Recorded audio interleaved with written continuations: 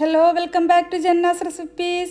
ഇന്നത്തെ വീഡിയോയിൽ നമുക്ക് ഇപ്പോഴത്തെ ഈ ചൂട് സമയത്തും അതുപോലെ നോമ്പെടുക്കുന്നവർക്കൊക്കെ ഒരുപാട് ആരോഗ്യ പ്രശ്നങ്ങൾ ഉണ്ടാവാറുണ്ട്. പ്രത്യേകിച്ച് മൂത്രസംബന്ധമായ പല പ്രശ്നങ്ങളും ഉണ്ടാവാറുണ്ട്. അതിനൊക്കെ പരിഹാരമായിട്ടുള്ള ഒരു ഡ്രിങ്കിൻ്റെ റെസിപ്പി ആയിട്ടാണ് ഇന്ന് വന്നിട്ടുള്ളത്. നമ്മളുടെ ശരീരത്തിന് തണുപ്പ് കിട്ടുന്ന നല്ല ടേസ്റ്റിയിട്ട് ഉണ്ടാക്കാൻ പറ്റുന്ന ഒരു ഡ്രിങ്ക് റെസിപ്പിയാണ്. അപ്പോൾ നമുക്കിത് എങ്ങനെയാണ് ഉണ്ടാക്കുന്നതെന്ന് നോക്കാം.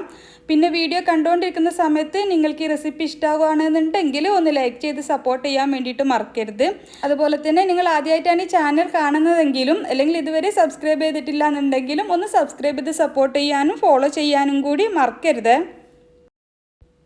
അപ്പോൾ ഈ ഡ്രിങ്ക് ഉണ്ടാക്കാനായിട്ട് ആദ്യം നമുക്ക് ഇതുപോലെ ഒരു 1.5 പീസ് ശർക്കരയാണ് എടുത്തിട്ടുള്ളത്. അത് ഒരു 1/4 കപ്പ് വെള്ളം ഒഴിച്ചിട്ട് ഒന്ന് മെൽറ്റാക്കി എടുക്കണം. അപ്പോൾ നമ്മൾ എടുക്കുന്ന മൊത്തത്തിലുള്ള ഈ അളവിൽ ഈ 1.5 പീസ് ശർക്കര എന്നുള്ളത് നല്ല ടേസ്റ്റി ആയിട്ടുള്ളൊരു മധുരമാണ്. അപ്പോൾ നമ്മളുടെ മധുരത്തിനനുസരിച്ചിട്ട് ശർക്കരയുടെ അളവ് കൂട്ടിയും കുറച്ചൊക്കെ കൊടുക്കാം.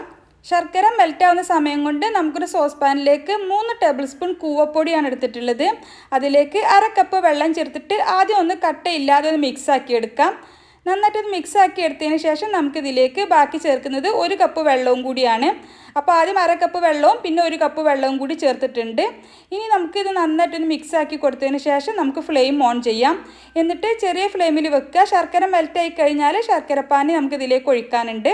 അപ്പോൾ ശർക്കര ഇപ്പോൾ നന്നായിട്ട് മെൽറ്റായിട്ടുണ്ട്, കട്ടയൊന്നുമില്ലാതെ മെൽറ്റായിട്ടുണ്ട്. ഇനി നമുക്കിത് അരിച്ചിട്ട് വേണം ഈ കൂവപ്പൊടിയുടെ മിക്സിലേക്ക് ഒഴിക്കാൻ. കൂവപ്പൊടിയുടെ മിക്സ് കൂടുതൽ ഫ്ലെയിം കൂട്ടി വെക്കരുത്, അങ്ങനെ ആകുമ്പോൾ പെട്ടെന്ന് കട്ടയായി പോകും. കൂവപ്പൊടി ചൂടാകുമ്പോൾ തന്നെ പെട്ടെന്ന് കട്ടയായി പോകും. അപ്പോൾ കൂവപ്പൊടി തിളപ്പിക്കാനായിട്ട് ചെറിയ ഫ്ലെയിമിൽ വെച്ചതിന് ശേഷം വേണം ശർക്കരപ്പാനി ഇതിലേക്ക് അരിച്ചൊഴിക്കണം, അല്ലെങ്കിൽ ശർക്കരയിൽ ചെറിയ കരടൊക്കെ ഉണ്ടാവും. ഇനി പെട്ടെന്ന് തന്നെ മിക്സാക്കി കൊടുത്തിട്ട് നമുക്ക് മീഡിയം ഫ്ലെയിമിലിട്ടിട്ട് ഇതൊന്ന് തിളപ്പിച്ചെടുക്കണം. തിളച്ചിട്ട് കൂവപ്പൊടിയൊക്കെ നന്നായിട്ടൊന്ന് വെന്ത് വരണം. അപ്പോൾ കൂവപ്പൊടി തിളക്കുന്ന സമയത്ത് ഇതുപോലെ തിക്കായിട്ട് വരും.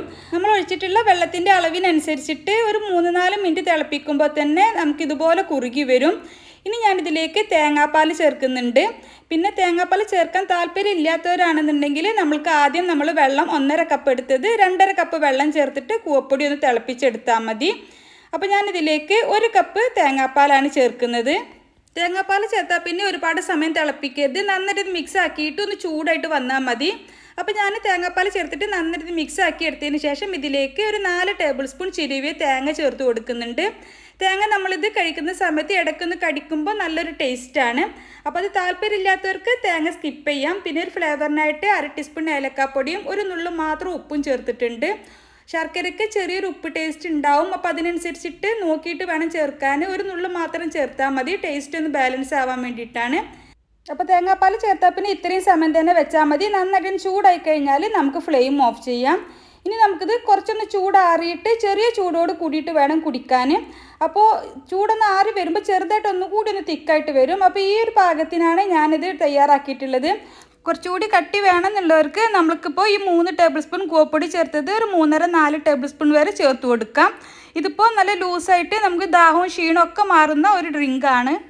അപ്പോൾ ഇതുവരെ ഇതുപോലെ ട്രൈ ചെയ്ത് നോക്കിയിട്ടില്ലെങ്കിൽ തീർച്ചയായിട്ടും ട്രൈ ചെയ്ത് നോക്കുക. നമുക്ക് ദിവസം കുടിക്കാൻ പറ്റിയിട്ടുള്ളൊരു ഡ്രിങ്ക് റെസിപ്പിയാണ്. അപ്പോൾ നോമ്പെടുക്കുന്നവർക്കൊക്കെ മൂത്രസംബന്ധമായ പല പ്രശ്നങ്ങളും അതുപോലെ ഈ ചൂട് സമയത്തും മിക്കവർക്കും ഉണ്ടാകുന്നൊരു പ്രശ്നങ്ങളാണ് ഇതൊക്കെ. അപ്പോൾ അതിനൊക്കെ പറ്റിയിട്ടുള്ളൊരു അടിപൊളി ഡ്രിങ്കാണ്. ട്രൈ ചെയ്ത് നോക്കുക. ട്രൈ ചെയ്തിട്ട് നിങ്ങളുടെ അഭിപ്രായം കമൻ്റായിട്ട് അറിയിക്കുക. നമുക്ക് തരി കാച്ചിയതിനൊക്കെ പകരം ഉണ്ടാക്കാൻ പറ്റിയിട്ടുള്ള ഡ്രിങ്ക് കൂടിയാണിത്. ട്രൈ ചെയ്തിട്ട് നിങ്ങളുടെ അഭിപ്രായം കമൻ്റായിട്ട് അറിയിക്കാനും നിങ്ങൾക്ക് ഈ റെസിപ്പി ഇഷ്ടമായെങ്കിൽ ഒന്ന് ലൈക്ക് ചെയ്ത് സപ്പോർട്ട് ചെയ്യാനും മറക്കരുത്. അതുപോലെ തന്നെ ചാനൽ ഇതുവരെ സബ്സ്ക്രൈബ് ചെയ്തിട്ടില്ലെങ്കിൽ ചാനലൊന്ന് സബ്സ്ക്രൈബ് ചെയ്യാനും ഫോളോ ചെയ്യാനും കൂടി മറക്കരുത്. അപ്പോൾ ഇൻഷാ അല്ലാഹ് മറ്റൊരു അടിപൊളി റെസിപ്പിയുമായിട്ട് നമുക്ക് വീണ്ടും കാണാം. Thank you for watching.